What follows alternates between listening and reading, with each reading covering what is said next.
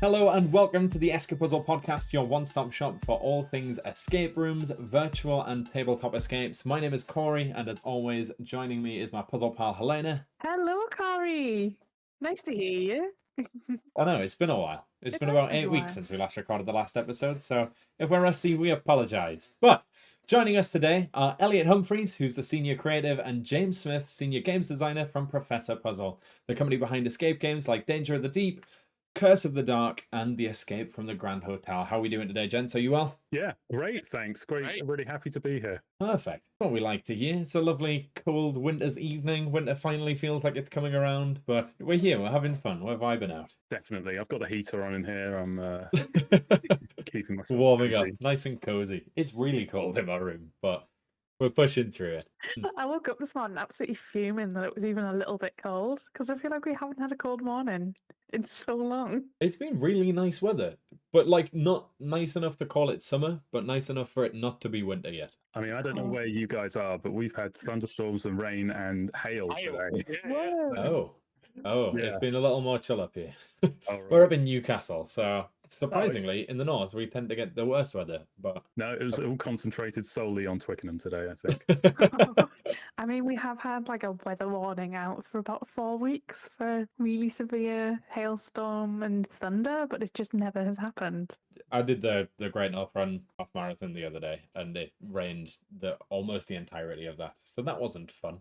It was an incredibly wet and soggy event, but other than that, the weather's been pretty solid, so can't complain. Well, we're not here to talk about the weather. This isn't a weather report. This is an escape room podcast. Andy, if you like. So- I mean, whatever you want.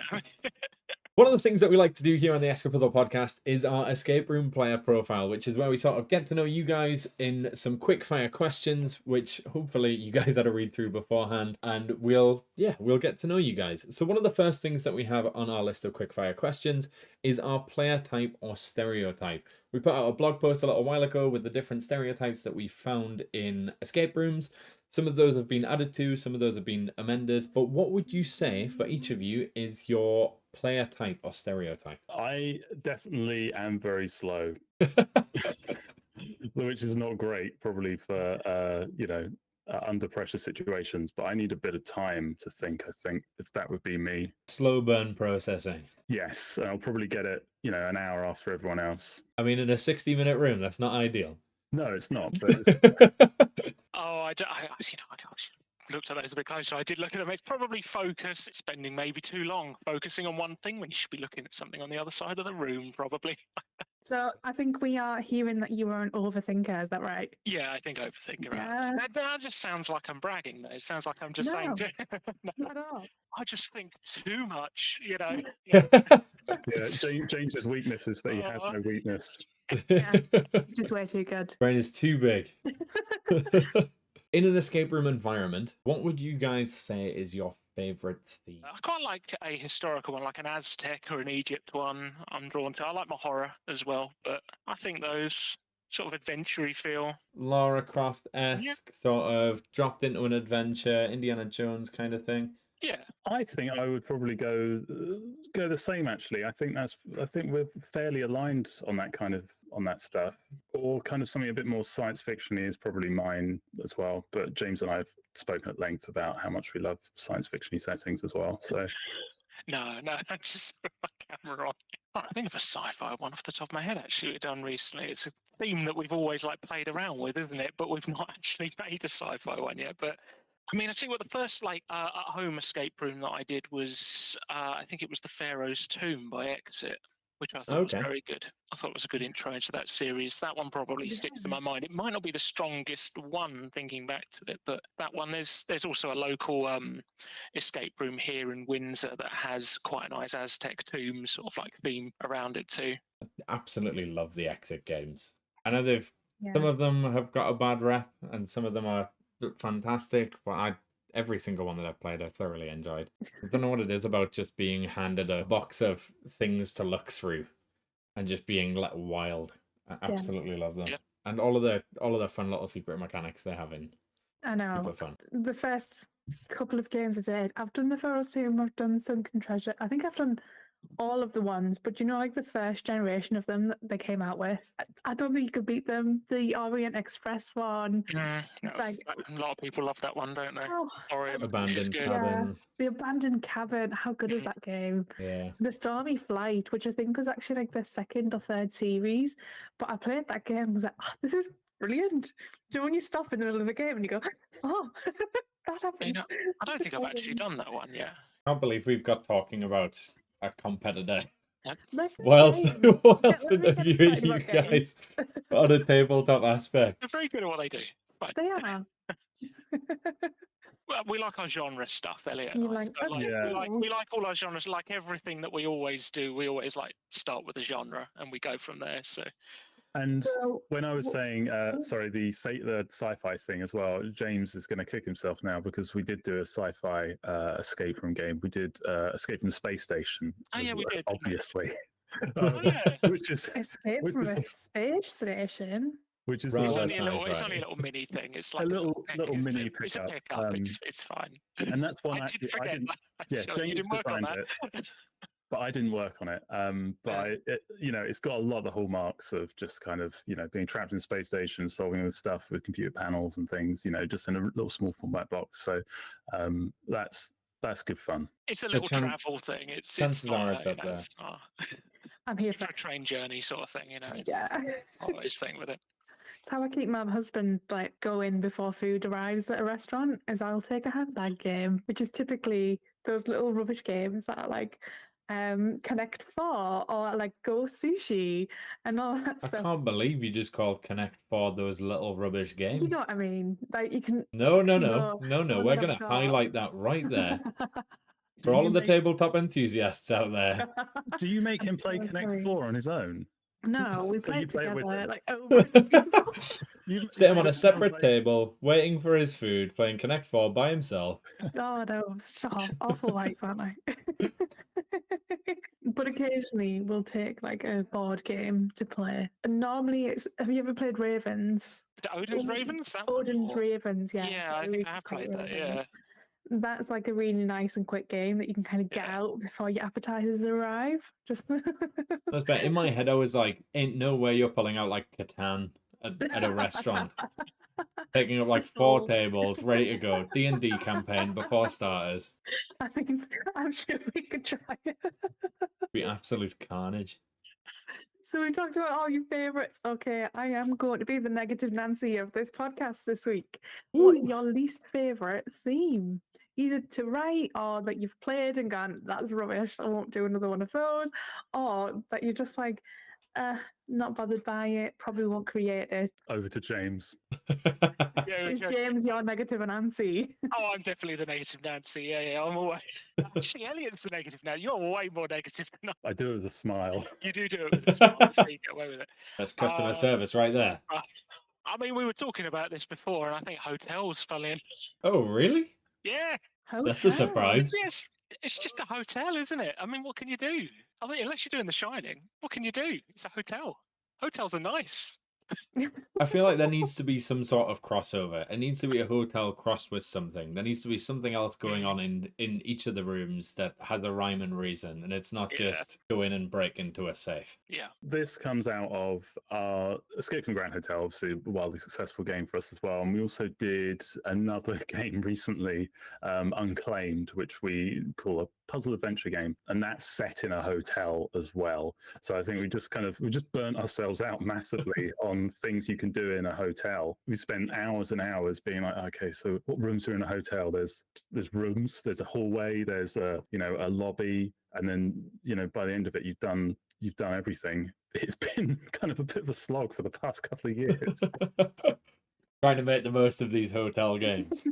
Especially when your games are quite often based, you unlock rooms as you go. I mean, I guess we do, don't we? Because we didn't. I mean, well, Elliot did the graphic design and Grand Hotel, but that was a bit before my time. That one, but then I guess for Curse of the Dark, you are sort of unlocking rooms in a different sense with the tiles and things like that that Yeah. you're putting down. I mean, that was our I guess our attempt at doing. Actually, I should have said that for theme. I like a bit of gothic horror. Come to think of it, I like my gothic sort of themes, and that I really wanted to do a gothic horror sort of version, and everyone liked that hotel, so we sort of went, oh, here's a big house, but it's spooky, which is what Elliot called it for the longest time when we were developing Spooky House. Yeah. Curse of the Spooky House doesn't Yeah, quite have the same ring to it. No, it No, but all the original files are still called like Spooky House is or- where you can't find anything. Whenever you look for it on the server, it's like, where are these files? Oh, it's under Spooky House. There we go. Right, okay. It's a Fantastic. brilliant game. It is sensational. Yeah. And I'm not just saying this to blow smoke up you. It is genuinely one of my favorite games that I've played, just because of how unique it is. Yeah. Having that sort of 3D element and being able to almost roam around the map as you're sort of exploring rooms and being able to see across this expansive map on the table in front of you. I mean, it takes up a lot of space. Yeah, we were not Takes up, ready for how like- much space that took. Yeah, we That's dedicated terrible. half a table, not reading on the box. It said like, what is it, like 1.5 meters worth of space that you need? I don't think it's quite that. I think it's like 85 centimeters by 85 centimeters, if memory serves. I went and measured it just to be 100%. We put the warning in the instructions and on the box, Yeah, I think, just in case. You act like we read instructions. This is the issue with consumers. It did fit onto the table that we were playing It on in did. the end. Yeah, we just had to clear the other half of the table that was. Yeah, we had to get rid of our pizzas then. Yeah, I was Yeah, gonna all say, the snacks. was this the dining table you were at the restaurant? Yeah. So, just, At a restaurant. Hang on a minute, Had to Yeah, get a just- banquet table to Yeah, put The it last on. couple of times that we've had to look through it or test it in the office, we just do it on the floor. So we just take up Yeah. a chunk of space on the floor. There's no point even clearing a table now. It's just so good. It's so good. For all of the listeners, if you haven't played it, this is your time to go out and grab yourself a copy because it is sensational. Thoroughly enjoyed it. And I assume we'll probably get on to talking about that a little bit later on. But we're going to move on to what is your favourite lock? Obviously, this doesn't massively apply to at-home escape games. This is more in-person thing. But what is your favourite type of lock that you've come across? I did have a look at these. I think mag locks. I like that feeling in real escape rooms, real ones, where you open something up or you do something and then the wall falls out or something like that because you've unlocked, and it feels like someone isn't sort of running it behind this, and a lot of the time they're potentially not. It's just you put something in the right place, the mag lock disengages or engages, whatever it needs to do, and then something really cool happens. I think those are great. It's the closest thing to magic that you can get in an Yeah. escape room. The use of maglocks, you can create some wonderful effects with. Yeah. Wonder if it's possible to make a small maglock for home escapes. Yes, I will send you a link. Oh, Yes, fun it time. is. That's really cool, actually. Yeah, please do. You can buy all of the parts to make a really well functioning maglock on Amazon. I feel like it would need to be something in the box that engages it. Yeah, Otherwise, so You'd have to have Professor Puzzle on call 24/7 ready to unlock your maglock when you play the game. I don't think super practical. I'm not. I'll handle it. Don't worry.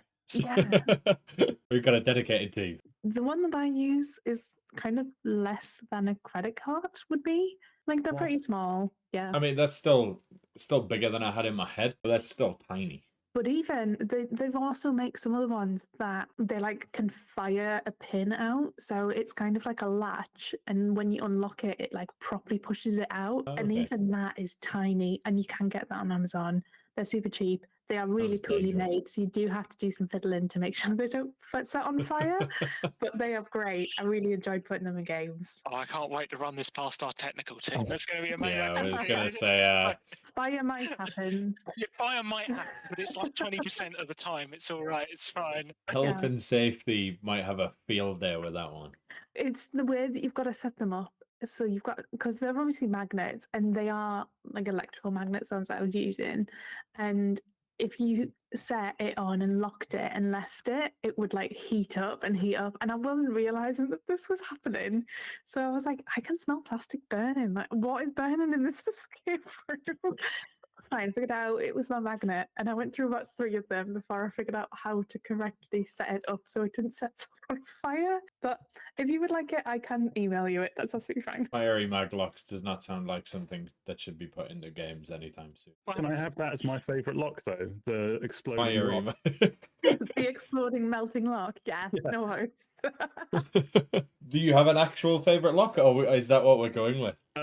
We could go with that. I mean, I love a good mag lock. That hidden open as well. So you're going to find probably James and I answer quite similarly on a lot of stuff. That's because we're quite aligned when it comes to development as well, and kind of We what we like. have known each other about 20 odd years now, so Like we're talking to one person, basically, one being, Professor Puzzle, the overarching Just Professor Puzzle. That's evil it. villain. Don't call us that. Don't call us that, please.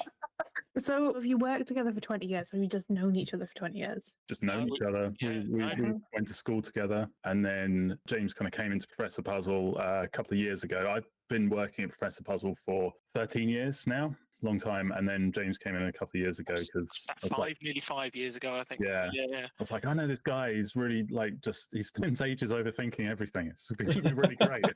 Okay, so we talked about your favorite kinds of locks, and now a very controversial one. What is your least favorite type of puzzle? Maths. Anything requiring maths. Oh my Maths, goodness! yeah. Yes. Yeah, we've had a couple of maths-based puzzles that we kind of keep in a couple of the smaller games, just because that's the great thing about puzzles is that everyone, you get into a room of people, and there's people who enjoy certain things, and there's always going to be one or two people who really enjoy the maths side. So we kind of keep a little bit of that around in the smaller ones, but. Yeah, I just shut down the second I see I have to add stuff together or find a number out of something. I don't even think that they are puzzle. A lot of them, it's just maths. It's not a puzzle. It like a lot of I could think of some, sort of some of the maths puzzles. They just tell you what to do, and then you just have to do it, and it just feels like a horrible thing that you've been set at school. It just takes you back another 20 years, doesn't it? Yeah, it almost always takes far too much time as well. Yeah. They shouldn't be busy work. They should be a fun, lateral kind of thinking puzzle. It shouldn't be a chore. Yeah, it's always like logic maths puzzles that are just like figure out the 53 different permutations for this. One of them's correct. Good luck, have fun. Yeah. I've done an escape room the last sort of a week or so, and it had so Thanks for the much invite. math. Sorry, it That's was fine. in the Peak District. I'll travel. You were running a marathon. Okay, that's fine. We put a little arrange the numbers type thing, but I think we hid stuff like a magic square type thing, or something like that. Yeah, for some of our sort of quicker made sort of like brain teasery ones, we might put one in, but I'm not a big fan of it. I can't. There was one mathsy-esque puzzle in one of the smaller games. It was either the zombie one or maybe the casino one, but there was a maths puzzle in that, and I was just like, the zombie one.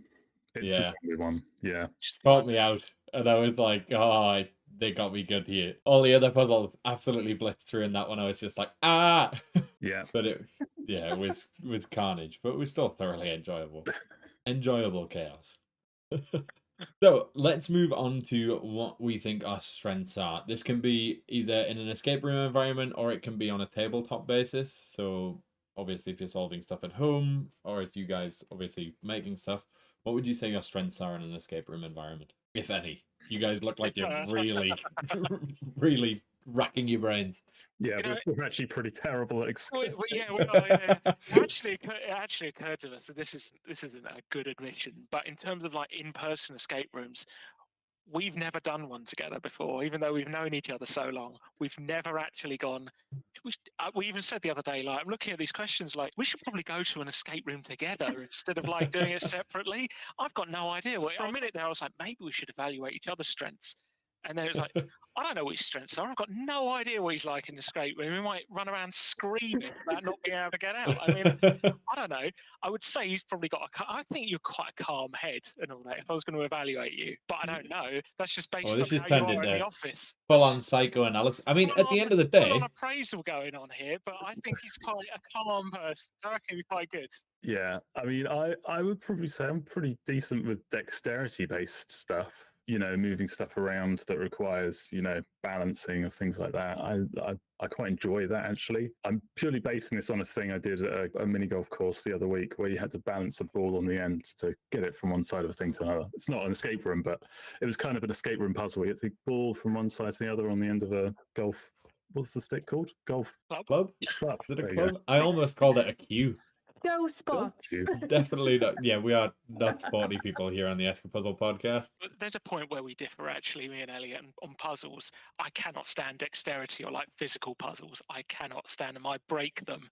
Whenever anyone, I like, James does puzzles and that, and they bring them to me at work. Like, how do you solve this? How do you solve this? And I will break it. I will genuinely break it.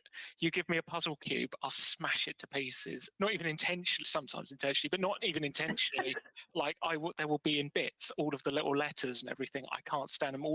Any chains that you have to sort of unhook and sort of put together. Chains and rope puzzles, man. I can't do them. Oh. That's my least favourite. Elliot can actually do all of them. He used to do a load of solution videos. I can't. I hate them. Hate them Oh, so I much. like to watch solution videos, actually. You would like to watch mine. I One think of yours would my- be very entertaining, though.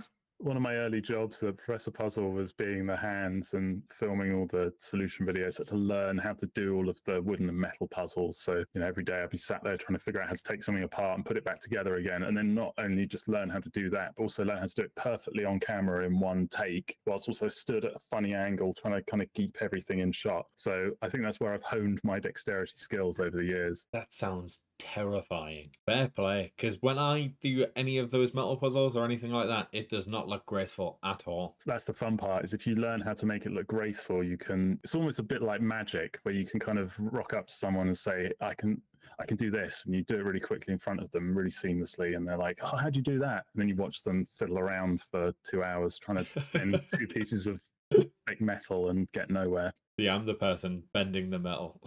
We've already spoken about your strengths, so let's speak about your weaknesses, either in an escape room or I guess in the office now we're talking about.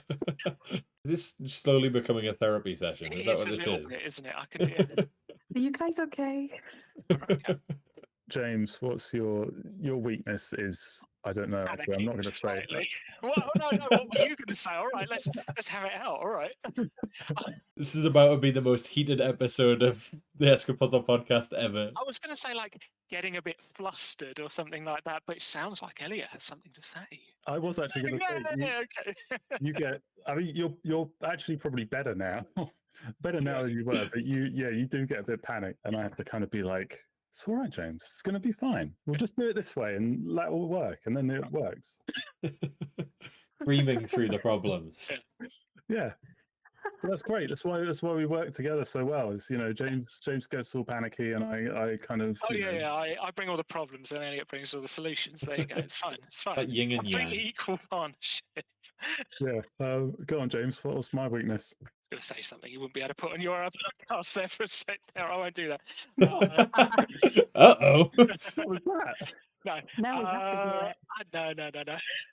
I couldn't do that to you and identify a weakness. Sorry, Elliot. What is your can do it. weakness? I would say mine is, like I say, like being a bit flustered in any sort of like puzzle situation if things aren't going my way. But I don't know what Elliot's is. He's Like I said earlier, maybe I'm a bit slow to kind of get there on stuff sometimes. So I'm just kind of like, it's not overthinking. It's just sometimes the ideas just don't come to me. Maybe that's just an age thing. I'm just like, I'm not sharp as I used to be. Do you think it's due to the calm nature that you have on the flip side of the heated nature? Maybe I've just gotten so used to being so relaxed, I've actually just become lazy. Haven't we all? After COVID, haven't we all? I can't even imagine what COVID was like for you guys. Was it pretty chill or? It was actually really productive. yeah, it was. Bizarrely productive, because the company kept running and we all worked remotely, and that's when we did Danger in the Deep. Yeah. So we kind of pulled all that together during COVID, and it probably actually really helped the development, because we were everyone was isolated, so we were just on Teams calls every day doing escape room puzzle development, trying to figure out how we make a game based on this kind of idea we had, doing this kind of submarine thing based around big blueprint map, and then how does everything feed in, and how different can we make it from anything else we'd seen before. So it was all right, actually. Yeah. It worked out all right for us. Quite a lot of companies had realized that by sending people home, they get significantly more stuff done than wandering around the office or having conversations or Yeah. not doing work. When we were able to, I just went round Elliot's a couple of times and we just sorted out how this game was going to work. That we had some great sessions actually during COVID, which sounds, but it was happy happy thing that we were able to sort of get out of it, and we could get away with it as well, couldn't we? I mean, that was kind of part of it, wasn't it? It was just, well, we're going to make a game. We're all locked away anyway. Let's get on with it, really, which was nice. I mean, you can even see it kind of in. I don't know if you guys have played Danger actually. Danger's the only one of your games I haven't played. Oh, okay, same sort of style as Curse, but it was the one that we did before, so it's a little less story. It's not quite as much there, but it's decently sized game, I think, and it was our first try with that format, and you can kind of see it in some of. You can see that it was developed in COVID, and like just some of it, like we're in it, for example. It's set on a submarine, and there's the crew quarters, and there's pictures of people and things like that. It's who we could get in the office, and everyone's photographed separately because of COVID restrictions. Like everyone is just, it's all we could do effectively. It was like, okay, now you can have a picture on your own pretty much. Oh yeah, Pretty much, we bought loads of coloured spoiler suits as the uniforms that they wear on the submarine, and then we kind of just wrangled whoever was in the office, all socially distanced in the kind of the photography area, and just put that on and pose kind of like this, and we'll took loads of photos and then just map them onto bits of artwork and renders and whatever we could to sell the story of Danger in the Deep. It's really cool. I love when creative solutions come from like heavy restrictions. Yeah, I mean, that's when we've probably had the most interesting puzzle outcomes, really, when we've been developing stuff, is when we've been having to work with. I mean, if you even look at Danger in the Deep compared to Grand Hotel, the box sizes, it's using the same boxes. So one of the things we wanted to do with Danger in the Deep is use every single piece of componentry or the packaging and the inserts, because Grand Hotel is really lovely presented. It's got this really lovely insert that holds everything perfectly, but you pull the envelopes out, you don't use anything on the box, you don't use any of the inserts. And so in Danger, we're like, look, we've got all this real estate that we could be using for puzzles, so let's use it. So we figured out ways that we could, I won't go into spoilers, but use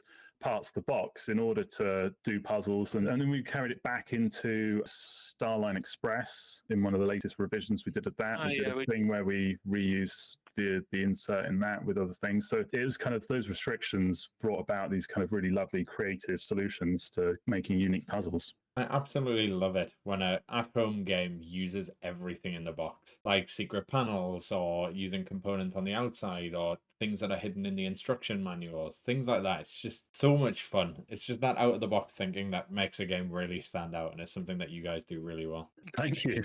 But we'll get onto that in like 2 questions time. Sure. Just to round up our sort of quick-fire segment, if you had to sort of bring together a dream team. This can be both of yourselves on the same team, or you can have 2 totally separate teams. That's entirely up to you. If you don't want to be in the same room, that's fine. Consisting of yourself and 4 others. They can be alive, they can be deceased and reincarnated, they could be celebrities, they could be each other. It's entirely up to you. Ideally, not just people from the office. We've been joking about this in the office, but I don't think we've ever managed to reach a consensus. We didn't reach a consensus, did we? I just thought your suggestion was so good that we didn't need the rest, to be honest. Is it? Is this a team each, or is this a shared team? It's entirely up to you guys. If you have sufficient for a team each, then by all means. If it's you 2 and 3 others, that works as well. All right, I'll go with one of my older ones. I'd love to have Frank Zappa on my team. I think that would be quite cool. He's a bit of an out there thinker, so I think that would be fun. I get to hang out with Frank Zappa. Who's the other one that I had, James? Frank Zappa. I've never heard of him before. Frank Zappa. Yeah, tell me about him. The musician. Oh, okay, cool. Yeah, old musician. Just did some kind of weird, out there, kind of very dense music, but he's an interesting guy. Did some strange stuff. And then Wesley Snipes, but in character as Blade, which I thought would also be very useful as well. I know I said I was very good at dexterity, but I think the thinking of that was that he'd be even better at dexterity than me. Are we talking OG Wesley Snipes? Or, I mean, spoiler alert if you've not seen Deadpool and Wolverine. Are we talking reincarnated Wesley Snipes? I've not seen Deadpool and Wolverine. Shit. So thanks for spoiling that for me. No, I knew that already. I've seen. Okay, 4. I'm cutting this entire segment out. Blade reveal of the year. I was so looking forward. I'm cutting this. I mean, if you've not seen it now, it's been out for like 4 weeks. Can you call yourself a fan of Marvel? I mean, I don't think I ever would. No, that's fair. Controversial. Yeah, that is maybe a little bit. Yeah, OG Wesley Snipes as Blade, like Blade, maybe Blade 2. Blade. James, you got any more people to fill out our team? We've got Frank Zappa Go and on. Blade. I like Guillermo del Toro, as you know. He likes some weird stuff as well. He likes a lot of. He's got his Cabinet of Curiosities series, hasn't he, and everything. And we've put one of those in one of our games. So I think he seems smart. He seems into that kind of like, especially when it's like an occult escape room or something like that. I think he would be the guy to help out on that. Are you only saying that because he directed Blade 2? He also directed Blade 2. That's probably why it's in my head. He did direct Blade 2. Yeah, you're right. But, I did not know that. That also means that our team would already have some pre-existing. You know that they can work together. So I think that's yeah, and also Frank Zappa. So yeah, Yeah. yeah. I mean, Just try and Captain Beefheart as well, or something like that, just to get things really going. yeah, let's go for it. Let's go for it. What a dream team. We were at 4 so far. So we've got Captain Beefheart, Frank Zappa, Blade 2 Wesley Snipes, and Guillermo del Toro. This is a weird team. We need one more guy, James. Carol Smiley? I don't know. She was always quite friendly. So, you know. I don't think she's going to play well the rest of them. I don't know. I mean, you know. I was just thinking we needed someone sort of a bit lighter, and Smiley, funnily enough, came into my head. So I was like, oh, Carol Smiley, she'll do. She's fine. I had Buddy the Elf for that exact I reason. think, Yeah, he just makes me smile. And even if it was Will Ferrell, I'd have a great time. James, I'll let. Okay, we can have Carol Smiley if you want her. I don't feel that strongly about her. I hadn't thought about her a long time, but you know, it's for some reason a name that popped into my head. Someone completely out of the realm of film and music. You know, just she knows where things go in a room. You know, Yeah, I mean, yeah. quite good. You know, I feel like this is the back end of who's getting picked in a PE class. And we're just pulling left, right, and centre here just for the giggles. It's the ultimate underdog team, isn't it? So let's try and get us back somewhat on track. What is your escape room origin story? So why tabletop escapes specifically, and how did you get into them? So, Grand Hotel, Escape from the Grand Hotel, was originally developed as a bespoke product for Sainsbury's here in the UK. So, Professor Puzzle, we will kind of pitch in a load of product for Christmas seasons, and you go in there on Christmas and we'll have a whole bay of, you know, games and gifts and things like that. And Escape from the Grand Hotel was one of them. We thought we'd do an escape room, and it was being developed by a couple of people in the product room, and it was assigned actually to our creative director to do all the artwork on, but he was quite busy. And it didn't get passed over to me until I think about a week before the Centre Factory deadline was. So I always say Escape from the Grand Hotel, the game wasn't designed in a week in terms of the actual gameplay design, but all the graphics and stuff was done in like a couple of days because I had to get it together and get it out the door. So and it has gone on to become like one of the biggest selling things we've ever made. And it was just kind of cobbled together from bits and pieces in a couple of days to kind of get it over the line. And over the years, we've kind of gone back and refined and tweaked every now and again and done a few kind of big revisions to it. But yeah, that's my escape room origin story. If my creative director had just done it himself, I probably would not be here. Wow, that's crazy. Wow. That's just thrown off the back of somebody who didn't have time to do something, and all of a sudden it's created this massive thing for you. That's wild.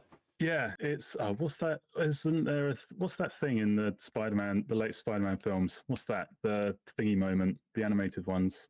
I'm going off on a tangent here. I'm trying to reclaim my Marvel love. It's too late for that. I can't remember what it's called. Anchor? No. Yeah, is that it? Is it Anchor Moment or something like that? The one thing that kind of like, I don't know. I On the timeline. Yeah, like the Is thing what it's that kind called? of means that now I'm working on escape rooms. If I hadn't gone, I would have diverted off, and okay. I'd probably be doing socks or something. I do socks anyway, so Oh, fair. I have done some socks. That's such a niche thing. That's Who not have you even done remotely socks escape for? room. I mean, we do novelty socks as well. What? I had no idea about that. Branching out. What? That's such a good stocking filler. Yeah, What we are your do. novelty socks? All kinds of stuff. You know, do like barbecue socks. I think they're doing some cowboy socks at the moment. Flowery, nice socks. All kinds of stuff. Elves are going to be so happy with you, aren't they? Buy our socks. They're really Promoting Buy our every socks. aspect of Professor Puzzle. We do a wide range of products because we do loads of gifting stuff as Yeah, well for all Christmas those gifts and for those puzzles stores. So you know, it's not just escape rooms. One of the things that you mentioned before that I still find incredibly interesting is how many iterations each of your games have gone through. Like, there's been times when I've spoken to people about your games and they've been like, "Oh, I don't remember that puzzle." And I'm like, "No, no, no, that puzzle's definitely in it." And it's just been like a different variation, or like the artwork's been totally different, or I've gone, "Oh, you should get this." And I've sent somebody a picture and they're like, "I can't find that. I found this one." And it's got like a different title and everything's totally changed, but it's the same game at heart, which is very Yeah. cool. It is. It also causes us some issues in a way. I have to say, when I started, I mean, the first proper one that I did was Danger, but we did some little mini, like Dead Town and the other sort of like mini escape rooms around that time when I was joining. And actually, things like Grand Hotel and Starline Express, less so, but certainly Grand Hotel, I think there were some issues with that originally in at least one of the versions. And originally, as Elliot said, designed for Sainsbury's. And then we made our own catalogue version of it, was made at Professor Puzzle. And then over the years, it's been played around with, sort of tweaked quite a bit to try and bring it up to a better quality, which does mean if someone writes in and says, "I'm really having trouble with this puzzle," that does cause us problems, because it's like, what version of the game are you on? Like, can you let us know the factory code? Can you, all this sort of stuff? It's just, okay, right, I think you've got this one, and then you have to go to like various different folders to figure out that's the answer that you need. Okay, Not great. logistical nightmare. Logistical nightmare. Yeah. It's nice that these things get a little bit improved over time if there is scope to do it, but also it does lead to some issues. How many variations do you guys tend to go through? Or is it more just like if there's a notable issue, or is it something that you guys are just constantly working to sort of make better? It's mostly like notable issues. I think it was Yeah. Grand Hotel's probably had it the Most. worst. Is just kind of the revisiting, and that kind of came out of just kind of really kind of large, substantial orders that kind of came through for it, and we were like, well, we really need to fix this before this big order goes through. Yeah. So we kind of spend a bit of time kind of fixing some stuff up and adding some little bits in, and it was also just part of the learning process. As we were going forward, building stuff together and figuring out what works and what works really well for players. It's like, how can we add just a little bit of that back into Grand Hotel to bring it up to kind of what we're doing now to kind of refresh it. So Grand Hotel's probably gone through 3-ish. I think so. Like Yeah, major, not major, but 3-ish kind of tweaks that have tweaked either a puzzle or added some extra bits in. And then Starline Express, which is the one that follows on from that, kind of in that little series, we did quite a major revision of that last year. I think that went out. A year or so ago. That was with Mari Nolan, who helped us out. Yeah, she's obviously does a lot of escape room stuff. She's very well known and very good, and helped us out a lot with Starline Express, just keeping it in that same format, but improving the puzzles and sort of taking into account some of the things that we weren't entirely happy with, like doesn't use the envelopes the original version.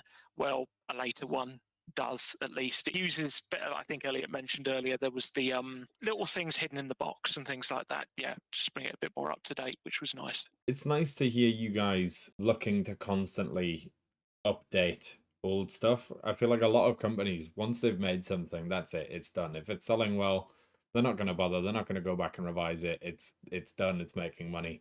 But to hear you guys have the passion to go back and sort of bring those things up to scratch is really nice to hear. Yeah, I mean, it's not ideal. Should have been perfect in the first place. Yeah. It's something we've tried to, like with Danger and Curse in particular, like we 100% get this, because there were so many problems with rushing out a bespoke, say, version of and then it becoming a huge hit like Grand Hotel, where there were little issues where if it's just in shops for a season and then it's gone, might not be the end of the world. It's functional, but it's not bad. But when you're actually making 100,000 of them or something like that over a few years, all of a sudden it's no, there's things we need to sort of sort. We actually have to do with Curse and Danger in the Deep, where we had more time and we haven't done any major updates to that. We've done little things. There was something recently in Curse of the Dark, actually, which one of my favourite puzzles in it. Probably is my favourite puzzle in it. Was one that uses some knights, and it's unfortunately a bit of a factory issue where the card that is used for the knights isn't really quite thick enough for the bases that they slot into.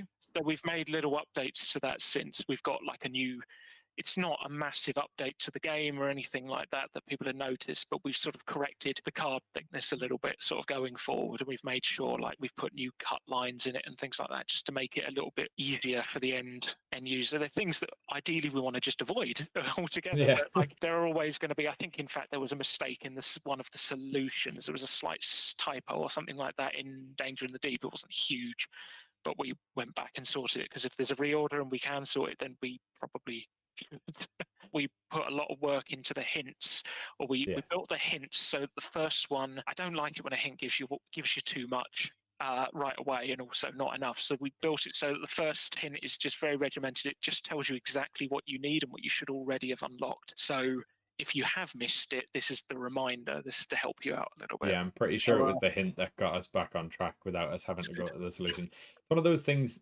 like we mentioned before with Exit. I felt like with the Exit games, the first hint was always, have you tried rereading it, you idiot? Whereas the hints for this was like actually practical, which was fantastic. It wasn't just like, this is what you should do. It's like, yeah, I know that's what I need to do, but I don't know how to do it. As a part of Professor Puzzle, how do you guys come up with the concepts for your games? Are there ideas given from like a higher power to create puzzles for a theme, or do you guys just come up with them by yourselves and decide to push out those games? It is a bit of both, because we're working with kind of two sides of the business. You've got the bespoke side, which is kind of like the going into Sainsbury's or Tesco or TJ Maxx in the US. That requires a bit of kind of us coming up with loads of ideas and working with the account manager for that specific customer and kind of back and forthing stuff until we've got something that we're going to pitch over to them. Then the customer will be like, yeah, I love that, I want that, and then we'll go for it and we'll start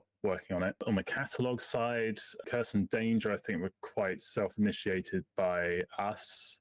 We were kind of like, Submarine would be a cool place to do something. It's quite different. And then Curse the Dark was like, this is something also tonally quite different, and we could do something interesting with based on the mechanics. So we were the ones driving that, I think. And then kind of as time's gone on, the company's got a bit more structured and there's been a bit more interest in this area. So we get a little bit more direction from above on it, I would say. But, we're still pitching in stuff, and we're still kind of fighting for what we think's cool to go ahead. And sometimes we win, sometimes someone else wins, and we're not bitter about it or anything. I hope I don't sound bitter. That's just part of the development process when it comes to working in retail in that way. Is you sometimes you win, sometimes you lose, but at the end of the day, you get to make something fun. Yeah, and you guys have definitely made some very cool and very fun projects. Whether they've been your ideas or whether they've been molded by you guys, they've turned out incredible. So fair play for what you guys have done. Yeah, we're very lucky in that we get some of our passion projects sometimes happen, and then sometimes we've got more of a, this is what the business needs, we need this exact thing for this customer, and then we put everything we can into that in sort of like a smaller time frame. That's fair. It can't always be passion project after passion project. No.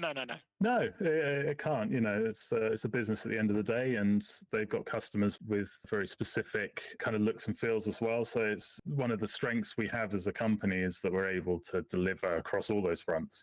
I'm doing design on this side, but we've got huge teams kind of operating just to fulfill all of this. Our design team is 8 people, I think, something like that. I might have got like completely wrong. I might be missing some people out, but working across all of those areas, delivering stuff for all of those customers for what they want. And James is sole kind of escape room guy, but there's other games designers in the business working across other things as well. So we're all working flat out to make cool stuff. I was going to say, it seems like a relatively small team for the sort of scale that you guys are working at. It's pretty impressive. On the escape room side, yeah, probably. I mean, it's not just us when it comes to the support you get internally, because, we've got product developers as well. So they'll work on speccing things with the factory. So that takes some of the weight off us as well. So if we're like, look, we want to have a UV torch in this game, they go off and find a UV torch and the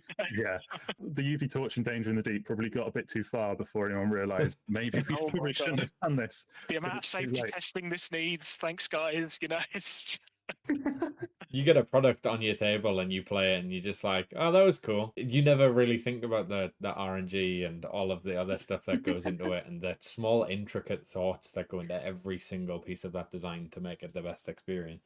Yeah, it takes a lot. It takes a lot of people. It takes a lot of just asking questions and just waiting as well, because nothing's instant, because people have to kind of figure stuff out. Another great example is the thermochromic ink in Curse of the Dark. Not to spoil anything, but trying to get that to work and to get the factories to understand how that works, and also get the temperature variance to be correct for being printed and all this stuff. It just took rounds and rounds of kind of back and forth thing. And also, what was the other big thing in Curse is the stained glass window. We had loads Stained of glass window, yeah.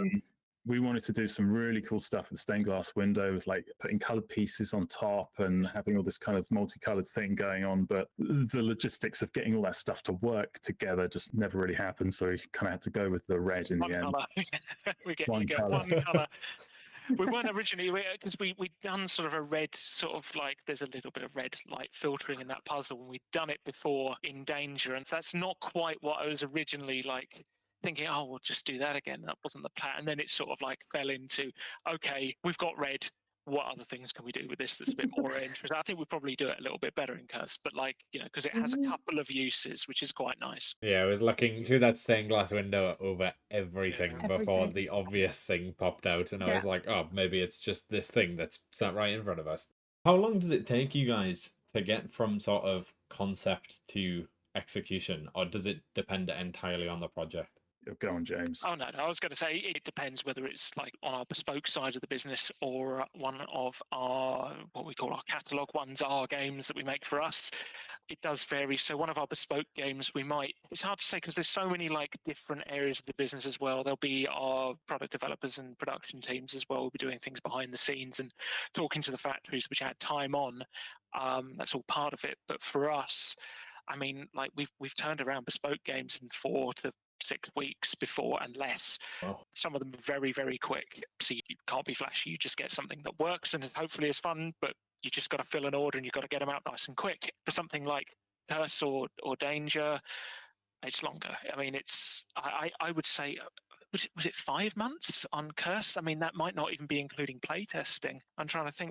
I think 5 months was longer. I think we did Curse in like 4. Did we? I think we did it in completion in 5 months. I think. Oh, okay, yeah. Something like that. Well, with all the play testing and everything like that, yeah. We do quite a lot for that, obviously. Yeah. Even 5 months doesn't seem like a drastically long time for such a large-scale puzzle. No, it's really not. No. Ideally, you would have a bit more time to kind of probably, develop stuff up. But I think for some reason on Curse, we were really on a roll with that. We were really, it all sort of fell into place. There were a couple of moments, I think, at the desk where I was sort of like pumping my fist in the air, like the Knights puzzle, for example. It's one of the reasons that I love that one so much, actually.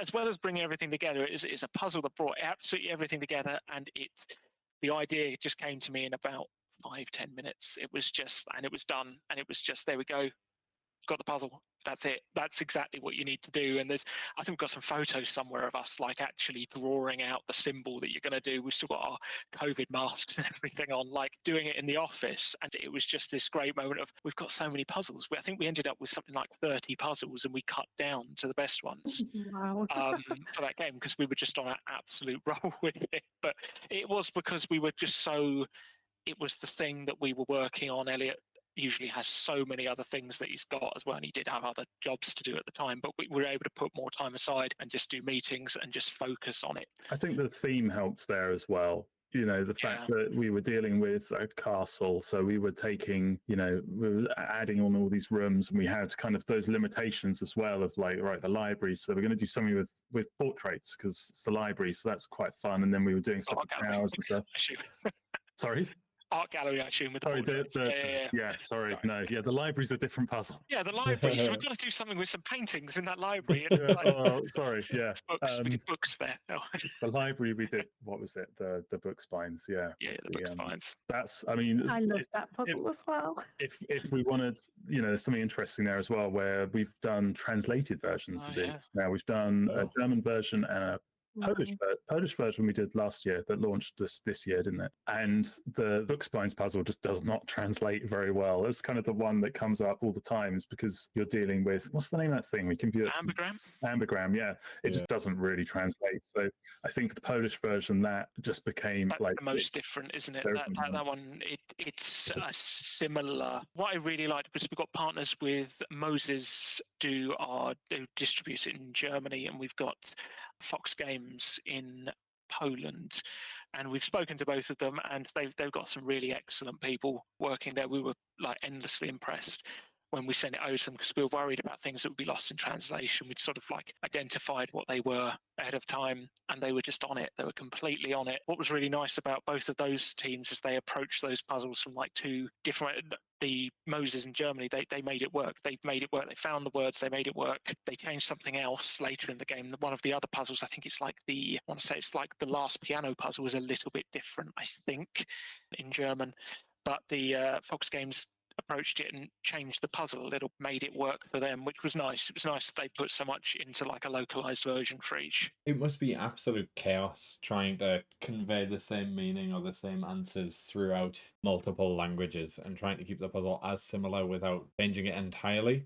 Yeah, it is. It is when it comes to some of the clever little riddles that James had written in there as well, I think.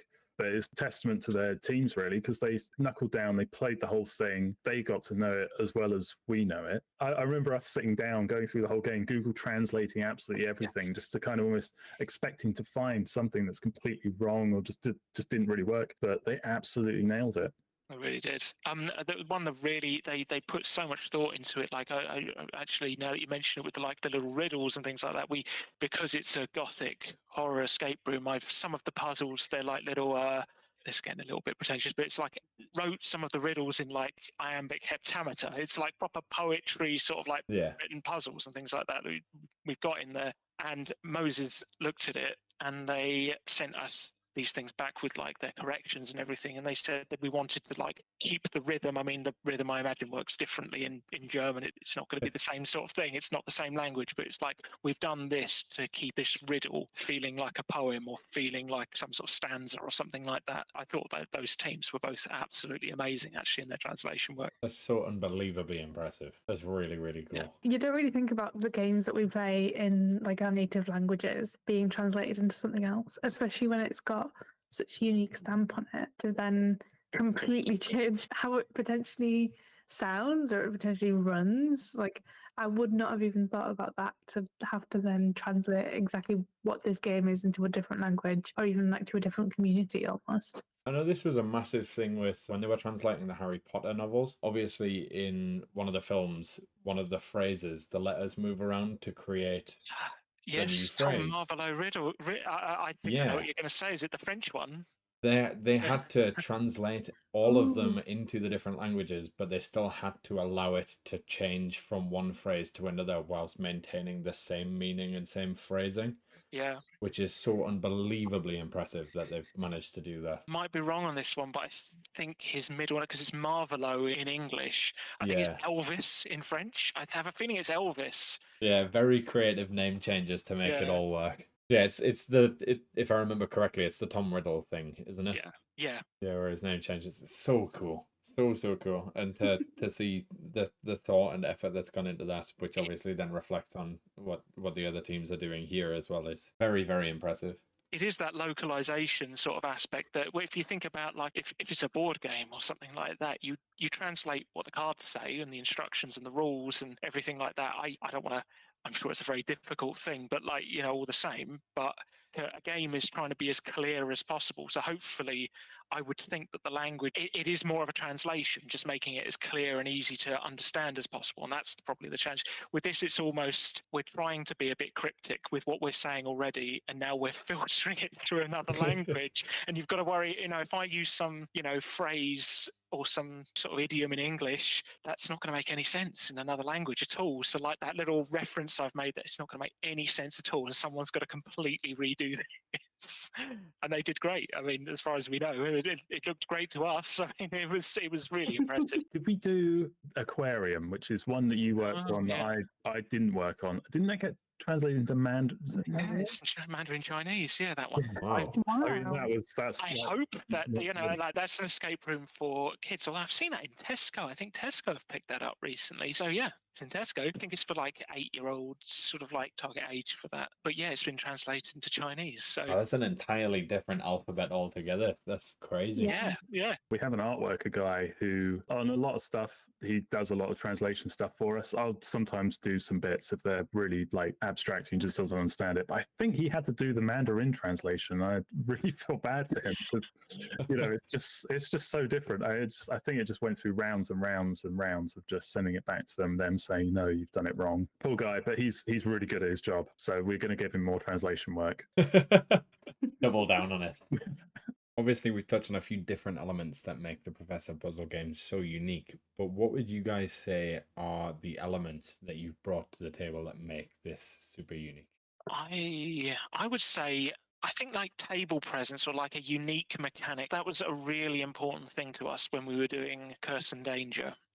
Those were really important to us, where it was like, okay, lots of people have done escape room games. We can see what works out there. We know what we like, what sort of puzzles we like, but we wanted something a little bit different or sort of, I guess, special for each one. Depending on whether we make more as well like this. I mean, like the idea for Danger in the Deep is you've got a big blueprint, an actual blueprint, a literal one. I'm not being figurative. It's like you've got a big blueprint and a torch and things like that, and that kind of makes it feel more like a spy thrillery sort of game. That's not going to work for Curse of the Dark. It's a completely different thing. So how do we emphasize in that if that one's all about espionage and finding hidden messages and being a spy and things like that, here's your big table presence, here's a big blueprint and the things that you'll sort of like do with that. For Curse, it's the castle. It's like, actually, okay, we're going to build a castle as you play. You're going to have that sort of big physical presence on the table, which I thought was really important. And it's that central mechanic, whatever we're picking for it, sort of being informed by the genre that we're in. If we're doing like an exploration of a castle,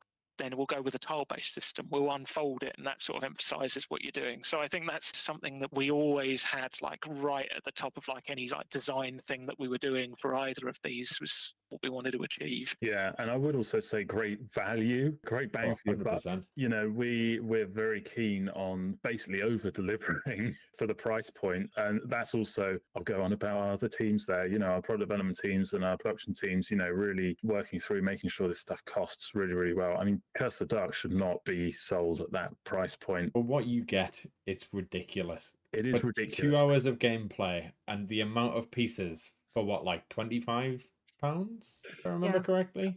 At recommend, yeah, you can get it cheaper if you find out. So Yeah, it's it's the RRP for it. Yeah, absolutely wild. It's so affordable compared to a lot of games. That some games I've paid upwards of £100 for a game probably a very similar size. Yeah, it's paying a premium for a niche product, but because you guys are working on such a large scale, you have that sort of malleability of things costing a little bit less, which therefore allows you to make pricing a little bit less. But yeah, you guys definitely over deliver on that front, which, I mean, I'm not complaining. I don't think anyone would complain about getting more worth out of their money. Well, I know some people who would complain about a 3-hour game. I have a game behind me that is 10 hours long. Oh, what's the game? I can't see. But it's called Yeah. Escape from the Asylum. It's I essentially... got that actually. I Oh, got Oh, that. okay. Yeah, I've Yeah, not it's- played it yet. It's sitting on my desk at the It's moment. 10 How you- 1-hour long chapters. It's a lot. It does It's a look long big. one. It's What a else is massive up there? game. I've got Escape Tales, Children of the Wormwood, which is about 4 to 6 hours, I think. It's why we broke it down to a couple of chunks as well with Curse. Like, we're breaking it down, give an actual stopping point in there so you can do it all in one setting if you like, which I think a lot of people do, or you can leave it, come back to it, rebuild it. Can't imagine starting a game and not finishing it. That's why I'm reluctant to start Escape the Asylum, because I will just blast it out over 10 hours. I mean, do it over a weekend. Like... No, that's not how this works. Not how this works. It was the same with Curse of the Dark. Once it got started, I was like, there's no way I'm stopping at the halfway point here. Like, we just found all of these really cool elements that we're about to use. There's no way I'm stopping at this point. I mean, we know people who've spent, what, 6 hours playing? Yeah. Jeez. There was one reviewer, he did a playthrough on YouTube and he interacts with his audience and they all make decisions together and they take their time with all their games Oh, that that's they really play, which is really, really cool. But I didn't realise this at first. All I saw was someone had just gone, oh, they're doing a playthrough of Curse of the Dock. And I looked at it and the video timer was 7 hours. And it was like, oh, wow. Oh, no, have they had trouble or something like that? And I watched it. I watched some, I didn't watch the full 7 hours, but I sort of dipped in and out. It's like, well, he seems to be saying nice stuff, but okay, this is taking a while. And then I realised, oh, no, that was just for the first half. And then they had another Jeez. 5-hour video for the second half. And I was like, oh no, is there something gone wrong? And it was like, no, it just turns out he takes that long and plays it in that much detail and discusses the game as he plays. Because I was like, a 12-hour playthrough of that game? I've never. I was like, oh no, he's going to hate it. But no, he's very nice about it, which was good. Do you think Yeah, he knew that you were there? I did speak to him afterwards. And he went on sort of online to find out a little bit about us, and we had a little chat about it. And he was very nice. He really enjoyed it, which was great. I just had a little mini heart attack, as I said. I'm the panicky one, as we've established. Like it took him 12 hours, and if you watch it, he's fine. He's loving it, which is good. I feel like it's one of those things though. Like Curse of the Dark didn't feel like it took that long because of how much I was enjoying it. Whereas I feel like some games you play and it sort of drags a little bit, and you're like, well, this feels like it's taken 2 hours, where you've been on a maths puzzle for like 3 seconds. I mean, we put 22 puzzles in Curse, and from the get-go, we did cut it down in the end. Yeah. That was partly cost. I mean, there was a puzzle that I know Elliot was very keen on as well, which was going to be like in the laboratory, you're going to have like those. Do you remember those test tubes and things like that? Yeah. We had those, and we were like, what if we filled these with water and maybe they did like different distortion effects and so. And we were looking at it, and when it came to the cutting board, both for costs and for, I was just like, yes, we're not going to have test tube puzzle. The coolest, most different things always tend to be the most expensive things. It's so frustrating. Yeah. I think also because we hadn't really quite nailed that puzzle, it was kind of like, let's get rid of that. Yeah, we tried to cut it down and keep the ones that are the most interesting, but we did also feel like it had to be a game that did last a while, because if you're going to build a castle out, if you're going to do that, unlike Danger in the Deep, you just look at the blueprint, you find things, and you've got the books to look through as well. But if you're building out a castle, then you should probably use it, and it should probably last a while, because otherwise you build it and then you just pack it away afterwards almost instantly. You should at least get some exploration out of it, which I think was key for like the amount of time that we put in there. It really adds to the immersion. It allows you to like actually go round the castle. Yeah, I mean that's 100% what we wanted to do with it. I think we were quite good with our playtesting as well, where we were kind of tweaking things to kind of make sure that puzzles kind of averaged out a bit as well. Some of them, I think, like the clock towers always take a bit longer for people. There's a few that people really do stumble on, but I think we had good averages across per puzzle. So it was kind of like if you were watching a good group playtest it, it was kind of like people weren't spending more than like 10 minutes per puzzle almost. Generally, there were a couple, like you say, like we kept an eye on it, because if it's an issue across like dozens of playtests or something like that where people just aren't getting it, then we'll make changes. Yeah, I'm just trying to think. There were a couple of longer ones, but I think it's fine to have a couple of longer ones. Some of them are harder, some of them are, and that one is towards the end of the first part. So I think we were fine with that. And then you start a little easier again, and then it builds up again. I can imagine it's difficult to find a very fine balance between difficult and enjoyable as opposed to long and tedious. I think it's just how we telegraph the information to people. I think that's one of the things we picked up on pretty early on, was like just making sure that we're not being too abstract with the way we kind of give you information, and that everything is there that you need, and it's not got to really do anything wacky in order to make a giant leap of logic, because that's kind of unsatisfying as well. You know, that's one of the things we'd come across a few times in some of the previous things we'd looked at, was that it's almost like the designer is taunting you. It's like, you're not as smart as me. You're never going to get this. It's really hard puzzling, so you never get it. I hate that in escape rooms. When creators put in like logic leaps that to them make sense, and they're like, oh, this is super easy, but to normal people or people that are less in the know, it's just like such a drastic jump that you just think that's not even a reasonable thing. Yeah, all of our playtests, we stayed quiet during, and we just have to, as difficult as it is, and we just sort of like have to watch, and if it's a repeat issue, then it's a repeat issue. But you also don't want to overcorrect and take a puzzle away just by fully explaining it. You want to give people sort of like a chance to really go on. Actually, with Elliot's just sort of nail on the head again with, actually goes back to our design a little bit, there is no outside knowledge as well. That was a real key thing for both of us. Like, none of the puzzles should have something in there which you just expected to know. It should all be there, even in the book, just to point out, label something what it is, or, you know, we're not going to use any words or anything that we just expect people to know, or, oh, everyone knows that this happens. Moss grows on the north end of a tree. Didn't you know that? It's just, you know, that sort of thing. We're not going to do that. If you need that information, it's going to be on hand, which is like really key for our design in these. Of all the puzzles you've worked on, which game as a whole or individual puzzles are your favourite? I realise this question could potentially be really spoiler heavy, but if you can name your favourites without giving away too much. I think for me, I touched on this a bit. I think it is Curse of the Dark for me is the favourite thing I've worked on. I think it's probably the best example of the puzzle design that we've got. As a whole, it's Curse of the Dark, but I'm always going to have a soft spot for Danger in the Deep as well, because it was the first one which we had sort of like big creative control on, and we were able to really push the boat out. And so with what we were doing, I didn't mean to do that, but I'm going to own it. I'm going to own it. So yeah, it is Curse, I think, for me. And the Knight's puzzle in Curse, despite some issues with material, as we've discovered and corrected, you know, that is for me like the most complete puzzle there. But yeah, the organ puzzle is good fun. I also like the village puzzle, actually, sort of maybe the second one, just unlocking the door. I quite like that. It's quite a nice sort of simple puzzle in Curse, and it introduces like a component that you get to use again in a different way later to unlock it, which I do like that one too, actually. Those are probably my... I feel like this is like asking who your favourite child is. And you kind of have to be like, no, I kind of like all of them. It's like Sophie's Choice, but, you know, it's Curse. I'll just, you know, it's Curse. You know what? I mean, I'm going to say Curse as well, but I think my favourite one is the portraits in there. Yeah, loved it. Just because of how wacky it looks as well. It looks so bizarre with, you know, if you're just looking at that, you know, if you just crack the game open, you're like, what is that? Why does everything look so weird? That's my favourite. And just the way it works, I think it just took a bit of kind of figuring it out. And it's kind of almost Scooby-Doo-esque in the way it kind of comes together. It's such a fun mechanic. I played with that so much, just like moving it around and making it like I had an absolute whale of a time. There's a fun Easter egg in here as well, because you're using the portrait of Lord Lucent. God. Which is the name of so during lockdown, a few of us guys, friends, we all played Dungeons and Dragons, and that was the name of one of our friends' characters was Lucent. No way. Oh, That guy was insufferable as well. He was an insufferable evil character.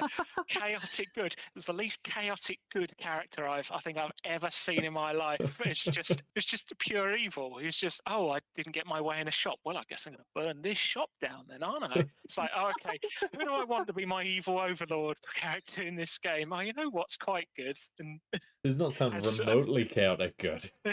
Just chaotic evil. No. He's just chaotic. I mean, there's fun stuff like that we doff around, you know, little in-jokes between us. You know, I'm just looking through this now. In the Carpathian Gazette, the opinion piece is by James Smith and Elliot Humphries. Yeah, I remember sending you guys a picture of that when I found it in the game. I was like, this is a cool little Easter egg. Because then, of course, we're in Danger in the Deep as characters. And then, yeah, I'm in a few things. You always sneak in your face and everything. When you're the graphic designer, if any excuse, he will put a picture of himself in a game. And he's in so many of them. We did a murder game based around a little physical wallet that you find, and it's got a whole online component. It's called Hush Money, and I'm one of the characters in there. I'm the photographer in the game, and I got my little headshot on a fake web page. It's kind of fun. I'm quite a major character as well in that game. You are a major character. I'm a dead body in one of our other games, actually, come to think of it. Oh, yeah. Yeah, I'm a dead body. And then one of my play testers that I know, he's quite good at attention to detail on that. There's me dead on the ground, and then there's like a honeymoon photo. You've got to, like, it's very small on the card. It's very, very small, but you can see where the honeymoon photo is. It's a pretty clear location on it. And he went, that's not the same guy, because that guy's got hair, is what he said to me. It's like, all right. Thanks. Wow. I know. Brutal it was. It was just, yeah, okay. I think that's something I need to go back and fix before reorder, isn't it? We could fix. We put a hat on him in the. Oh, yeah. Yeah, we actually genuinely. No way. Don't worry. No way. That's sensational. I mean, that's just part of the fun, isn't it? Isn't it? You know, it just makes the whole thing so much more enjoyable if you Yeah. can put fun little stuff like in there. I really enjoy seeing people put their pets in games. Yeah, we have a cat called Absolutely Sylvester. love finding a picture of somebody's dog in the middle of a game. Love that. There's a cat in. We didn't use my cat though, did we? We didn't. We No. named him Aw. after my cat. Someone Yeah. actually sent me a lovely message saying, "Oh, I love Goddo the cat. He's adorable." And it's like, yeah, unfortunately, he's not my cat. He's not my cat. He is a cute cat, but he's not my one. We didn't put my one in for some reason. You Yeah. have a Probably a cat. photography issue. It's secrecy issues. He's living a double life. He's under witness protection. We Well- had Sylvester the cat, and like throughout, so it's in a diary. Throughout the diary, you can see take Sylvester to the vets, and eventually, unfortunately, it ends up with Sylvester dying, and it's like Sylvester's Wow. slowing down a bit. Yeah, it's pretty horrific if you actually read the whole diary. That's a dark turn of events. Yeah. Jeez. I'm like, oh, I love it when people put their animals in here. And Helena's like, well, we killed ours. I'm killing them off. Yeah. It's one for us to do, I think, next time is just do one solely based around everyone's pets, I think, James. I think so. That would It be could be really cool. called like the Pet Hotel. What, Escape from the Zoo? Yeah, Escape from the Pet Hotel would be good, I actually. want to escape from a pet hotel. That sounds really good fun. Yeah, no. Just, Sorry, I just know you don't really like hotels. A bit of a I know you. dickhead. I know. But It's a pet hotel. pets but- maybe I would. It could be like a secret side note where you just like, you don't escape. You just stay and Yeah, play with the you just stay pets. there. Yeah. Yeah. Secret side task. You just ignore all the responsibilities and you just play with the cats and dogs. If you could go back to when you started working for the business and give yourself some advice or change how you did something, is there anything you would change, or is it sort of by the by now and you're happy that it happened? Sorry, we've gone from like lighthearted to real deep. Yeah. I would probably tell myself to worry less about everything. I know we were saying earlier I was kind of the calm one, but I still get quite anxious and worried about sending something off to print. Is quite a definitive thing. It's quite scary when you're working with physical product and someone in China or wherever has to mass produce, 2,000 units of this thing. You do feel a responsibility that what you're sending out there has got to be pretty dead on. That can really stress you out if you let it worry you. Maybe I've flipped around and become a bit too lax about it, or maybe I'm just better at handling the situation and I'm a professional now, but worry less. Although I did make some pretty bad mistakes in my young days, so maybe the worrying was justified. Can't even imagine the pressure of that. Like, as I say, we did Edinburgh Fringe before this, and I did the poster artwork for my friend's show. And he was like, right, we need this as a 2-meter tall poster, which for one turned my piece into Boeing 747. Yeah. Because Photoshop does not like 2-meter tall canvases. But having everything blown up to that scale, not knowing whether the color grading was correct, not knowing whether the print was correct, yeah, terrifying. And that was one image. So I can't even imagine on the scale that you guys are Yeah. working. So fair play. It's just things like spelling and things like that. Like if I Oh, just type tell me something about in it. wrong, we've definitely had orders for 2,000 units of one of our Great Minds puzzles that I'd spelled Archimedes wrong on and stuff like that. And Oh, when it that's gets to the such a warehouse, you're reasonable like, thing, though. Yeah, I know. I think we noticed those. It was on a boat to Greece, so Oh man. No way. where you can't spell Archimedes wrong, probably. So pretty embarrassing stuff. We're blessed to have copywriters in our lives. I have like one guy that I send everything to, and he's so incredible at spelling and grammar that I can just be like, oh, well, as long as he signed it off, it's great. Yeah, that's what we have James's boss for. Yeah. So many of our social media posts have so many spelling errors, and I'm just like, nope, it is what it is. It's Yeah, done. what's up now? Personalized. But, I mean, that's also part of the kind of the worry less is, if it's a major thing, yeah, be worried. But sometimes, there's errors in everything. Yeah, it doesn't take away from the game or the fun. Nobody's going to go, Yeah. I spelled and wrong. Idiot. This is when James is going to be like, no, Elliot, what you're on about? Everything has to be perfect. Yeah, well, I'm a bit of a attention to detail sort of obsessive, on these things. I do like it when they're perfect, but they never are. There's always one little thing. It's actually reminded me, I was trying to think what's gone badly. There was an issue with Danger in the Deep, actually, and we caught it right at the last minute. And that's sort of testament, I think, to our production teams and everything, like getting these out to us and making sure that they are with us in our hands. We get a mass sample, we get various like stages of development, we get different samples of it in and we check over it. We made an error. We made a small design change to the dials, didn't we, in Danger in the Deep, the radio dials. Oh yeah. The arrows. The arrows, yeah, and we changed the color, or we put an outline around them, didn't we? And we hadn't actually gone back and looked at the puzzle card and how what it says. It like even directly tells you what color the arrow should be, and it wasn't that color anymore. And it got to me, and I went through. We like to do when we check these things. We like to do like a full dummy playthrough. We almost play it like someone who's never seen it before. We go, okay, right, well, this card's saying this. Well, maybe we should look at. We sort of say it out loud as we're doing it, just to run through and make sure it all makes sense. Pretty funny to watch. Gosh, it would look so strange. Yeah. Now I have to go over here, and I think I have to do this. We'll weirdly narrate these games as we play them in their final sort of iterations, and then got to a bit, and it was it's not white. It's not white arrow anymore. It's black or whatever. It was like that, and it was run upstairs crying and getting an adult to sort it out was pretty much. So yeah, I guess don't make last minute changes without going over it again and again and again. It's that sort of thing I'd probably say to myself. But I generally like the mistakes or like change a lot really, because I think we've gotten better as we've gone. It's those mistakes that lead to further opportunities, and as you say, it's a development thing. I feel like we put this question in, but it is somewhat of a loaded question because 9 times out of 10, most people go, yeah, but we've learned from those mistakes. It's just nice to have guests realize how far they've come.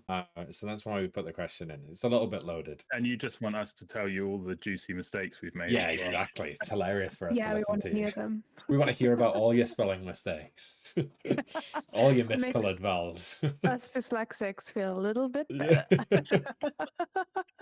Makes me feel better about the spelling mistakes in my social media posts.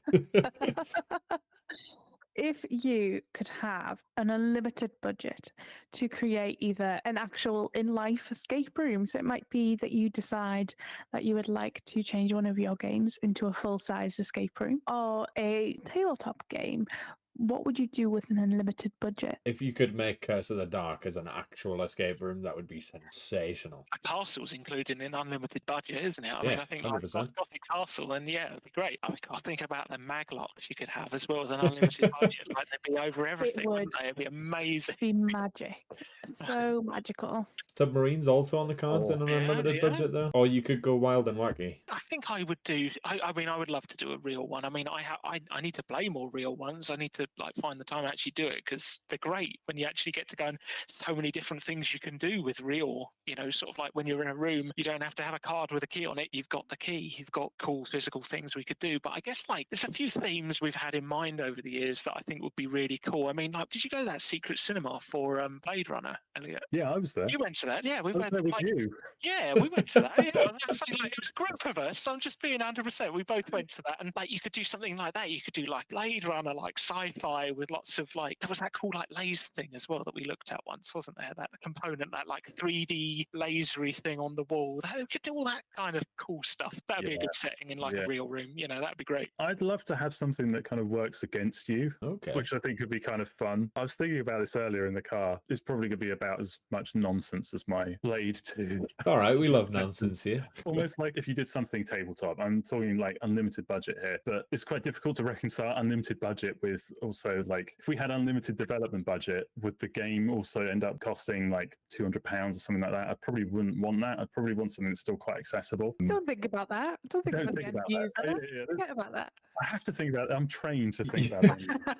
£25 is the ceiling. No, I was thinking of something almost like having a Furby. You remember Furbies? Okay, yeah. Like they're terrifying little creatures. Like that's part of the game. Almost like you have this like little gremlin that's kind of sat there with you and you're doing all these puzzles kind of with it. And it's not helping you. It's kind of working against you to try and solve stuff. So another table presence thing. I quite like the idea of like just a big, horrible, fluffy robot thing that's kind of or maybe shouting abuse at you as you're trying to figure out Oh. a maths puzzle or something. It'd be quite entertaining. You got to chase him down before you can solve the puzzle or something. Or, like convince him to like not break the 3 laws of robotics, and you got to debate this guy before you can solve the puzzle.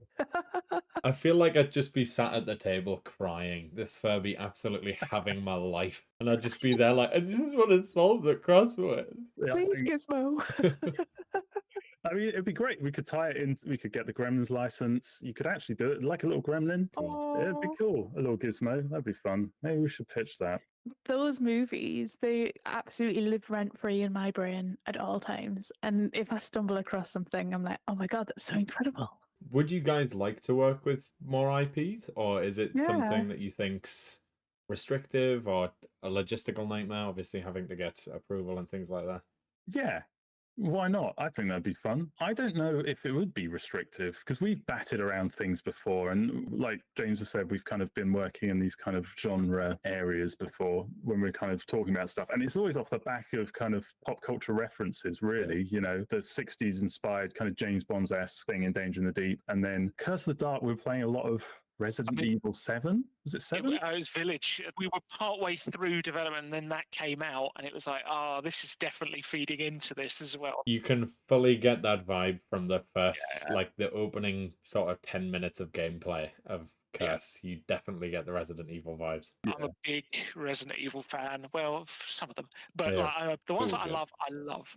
So when Village came out, that was a big influence. So actually, like in a way, the restrictions are good though, because you need some. Because if you go, oh, come up with a puzzle, it's like, oh, I don't know. That's why we always start with a theme. We always start with what we want to escape from, the whole theme of the thing before we come up with it. We don't have like a load of puzzles sitting there ready to go just to sort of like make fit square peg round hole sort of thing into whatever we want to slap a theme on. We go, right, okay, this is a spy one, this is a gothic horror one. So I think we'd probably take the same approach, really. I mean, there's definitely going to be things you can and can't do with any sort of IP, but we just work around those. Those inform what the puzzles are in a way. So do you only develop puzzles when you have a game that you're currently working on? Because I wake up in the middle of the night and like come up with a really fun puzzle and then have to write it down, and then I'll find a game that it fits into later. That would be great if that did happen for me. That would be amazing. Oh. It doesn't. I wish my brain. I have to like be focused on something. Oh. Otherwise, I'm just not. I have the odd one. Like I do jot down things like that, but it doesn't happen as much as I'd like. I pretty much have to be like, right, you're working on this damn thing. Yeah. Puzzles for it. What could puzzles be in a ghost ship or something? I don't know. There's going to be this. There's going to be something with the sails. There's going to be it's going to be like that. How different do you think it would be to write for tabletop rather than in person? Oh, I think it is quite different because a lot of the time we're quite restrictive with what we can do. And it is whether we can punch a thing out of a piece of card or whether it's laying a piece of card in this way or, there's a paper physical restriction there. I think it is quite different. Would you say, James? I guess, I mean, like, I was just trying to think, like, getting like what we were going to try and do with the stained glass window, and there's going to be all kinds of perspective things and all that. And we have like perspective-based puzzles, but like if you're there in person, you can force it because you know where someone's head's going to be. I guess that would be the thing just off the top of my head. Like, there's going to be different challenges and things like that. I imagine it would be really different. I've never done an in-person one. I would love to do an in-person one. I think, like, to design an in-person one, I think that would be amazing. So what are your plans for the future? Can you give us any spoilers? Oh, This is where we look towards the admin team. yeah, I don't think we have anything we can talk about. No, do we?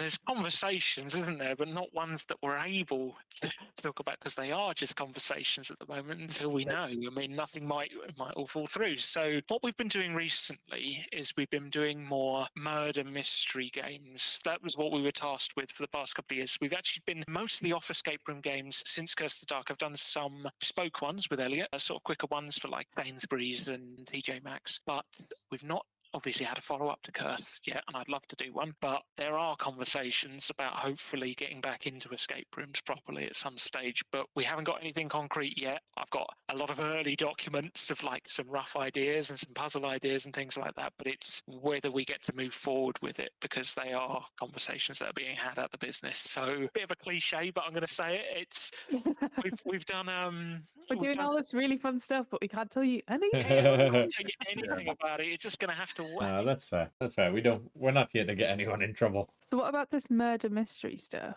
Yeah, we've done Yeah. a few. We had Okay. one come out last year, which was called Evidence Hush Money. That was a game that was born really out of Elliot coming to the office with a paper wallet and going, "What if this was a game?" And then our sales team, I think, got wind. It's like, "Yeah, that'd be really great if it was just a wallet. That'd be really great. Make us a game, a puzzle game around a wallet." And I went, "Oh, I don't know what I meant to do." And so we sort of turned to like case file games. A lot of those out at the moment, sort of murder mystery case file games, with the conceit of, okay, you've just got someone's wallet. What if it was like a mini case file game with the things you find in a wallet, which I had a lot of difficulty with. It was a difficult development because you do realise, like, the reason that those I don't know if you've played the murder mystery sort of case file games, and or you read loads of things.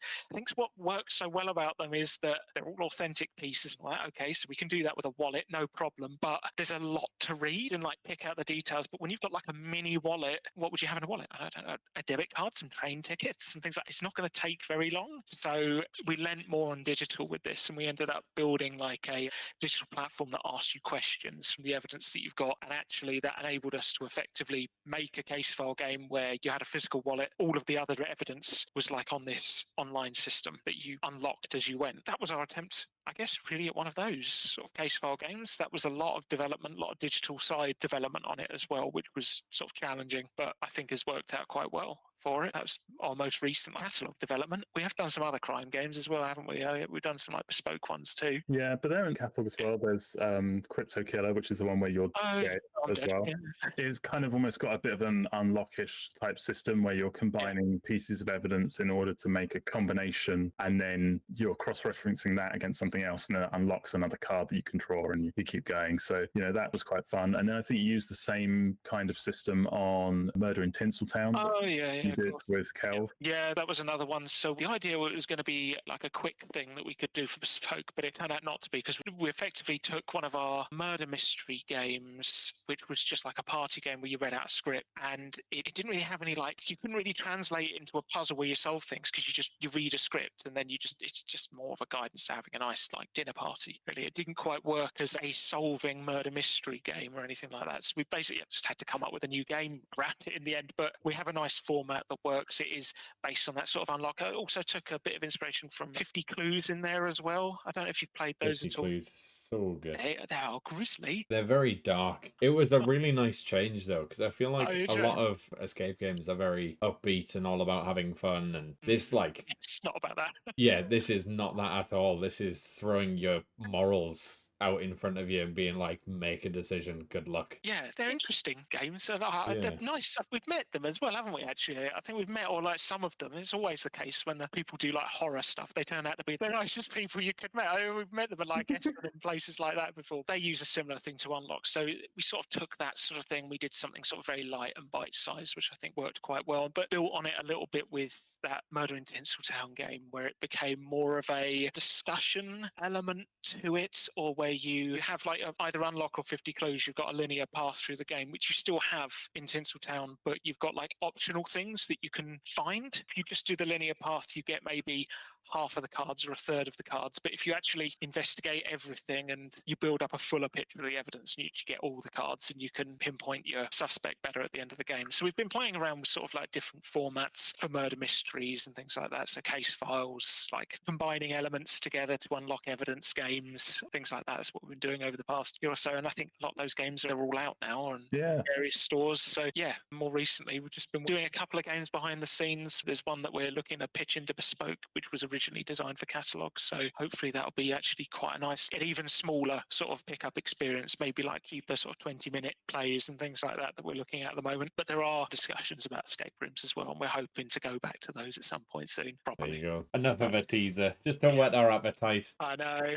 In all fairness, I'm definitely going to check out those murder mystery games, because I think, as you mentioned before, one of the main issues with murder mystery games is it's a lot of reading, whereas these sound a lot more hands-on and a lot more interactive, which sounds like the perfect solution to just reading 14 documents and finding the one part where the guy slipped up in something that he said in a case. Like, I'd much rather something that's interactive. And even just the creativity of Hush Money, though. Like, I've just pulled up a picture and it just looks so cool. It's such a theoretically simple thing, but it looks fantastic. Yeah, Kelv, one of the other CD creatives at Professor Puzzle, he did all the graphics work on the box and all the wallet and all that stuff. And I think he did a bit of engineering on getting that wallet to work as well. Oh yeah, He's he really did. Yeah. great. That hidden message is still in it as well, isn't it? Oh yeah, if you open up the wallet, Actually, so if you yeah. couldn't see this. Yeah. No You're not way. supposed to see That's this bit. really There's cool. a little hidden message in there, which is quite Yeah. fun. And it ended up, we sort of forgot about it on the file, and it ended up going to translation and all sorts. It's yeah. just on all of the. That's incredible. Yeah, Kelv did all that stuff. I was lumbered with all the digital stuff, trying to build all the websites and everything, and trying to figure out how to make this like system work with all this stuff. So I kind of got a bit more technical, a little bit out of my depth on that stuff. I think we're all a bit out of our depth in that development. But that's when the most creative and fun things happen. Yeah. You need to be pushed out of your comfort zone to You do. explore Yeah, I mean, Was this a little too far out the comfort zone? I took a holiday to Japan for Christmas, and nice. I just landed. I Oh was no, completely don't. jet lagged. James messaged me saying all of the websites are broken. Or no, there's one specific thing you need to do for one of the first puzzles was broken. I was sat there, toilet on my iPad, trying to fix the website in Japan, not really knowing how it worked in the first place. And then having to kind of try and find someone who could log on and do it, but I was the only one with all the logons. Yeah, it was a nightmare. I have nightmares about anything web related still. So I think I could confidently say I'm not itching to go back to that anytime soon. That's fair. Not at the moment, no. We got pushed out of our comfort zone. I wouldn't mind a little bit of comfort zone just to go back. You know, we were talking about it the other day, like, murder mysteries. You have to like plot out a whole murder. You have to know where all the characters are and what this is doing. And I like it where only one person could have done it. I don't, just want motives. Everyone can have a motive. That's the point. Like, if one person has to be able to do this, so you have to almost like make a logic puzzle before you even start. And it's just there's no room for any loopholes or anything. It has to be so tight knit. It has to be airtight, yeah. And like with escape room, it feels a lot freer with what you can do. And I was saying the other day, like, remember escape rooms? I'd love to do another escape room. So hopefully we will. A little bit of comfort zone is a good thing. Perfect. Well, thank you so much for joining us. It's been an absolute blast from start to finish. So I can't thank you guys enough for spending time with us. One last thing, where can our listeners find you guys? Whether that's personally on socials, if you want to share that, or like Professor Puzzle itself. I'm on Instagram as some kind of designer. That's me. Yeah, I'm on there. Professor Puzzle has their own socials as well. You can find those pretty easily. James, do you have social media? I do have social media. Yeah, I have an Instagram. It's with such a unique name like mine. Mine is James R. Smith 1990. I might change that at some point, but for the purposes of this, that's my Instagram. Perfect. Well, thank you so much for joining us, guys. It's been an absolute pleasure. Obviously, for those listening, check out the Professor Puzzle games. As we've mentioned, Curse of the Dark, Danger of the Deep, absolutely phenomenal games. If you enjoyed listening to the podcast, please do leave it a review. But yeah, we hope you've had a wonderful session, and we'll see you in the next one.